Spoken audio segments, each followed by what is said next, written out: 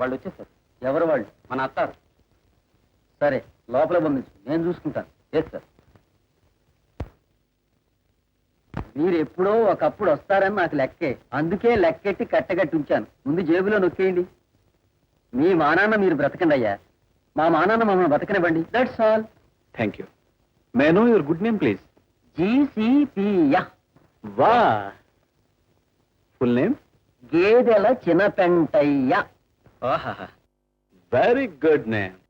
చూడండి పెంటయ్య గారు. Chinapentayya. Oh I'm sorry.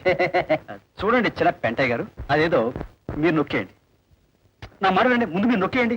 అది మీ వ్యాపారం ఎంత లాభసాటిగా నడుస్తుందో చూసొచ్చాక మనం ముచ్చటించుకున్నాం. అందాక మీరు లెక్కెట్టుకోండి. వస్తాం. సరే.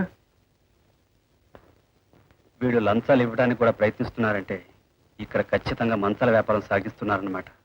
అలాగే విదేశాలకు అమ్మాయిలు కూడా ఎగుమతి చేస్తుండొచ్చు. ఫస్ట్ ఆఫ్ ఆల్ ఆ బుజ్జి పాపలను పట్టుకున్నామంటే ఈ బుల్లి బాబుల్ని లోపలికి తోసేయచ్చు. ఆ పాపలు ఇక్కడే ఎక్కడో ఉండుంటారు.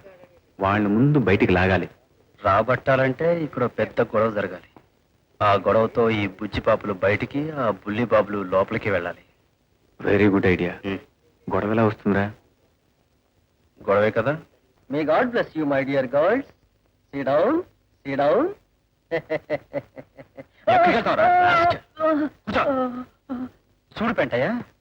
ఓ ఐఎమ్ సారీ. చూడండి చిన్న పెంటయ్య గారు, ఇప్పుడు మీ రెక్కలు తెగిపోయాయి. అంటే మీరు మొట్టమొదటిసారిగా పోలీసు బిక్కుతున్నారు. ఎక్కి సెంట్రల్ జైలు దగ్గర దిగుతారు.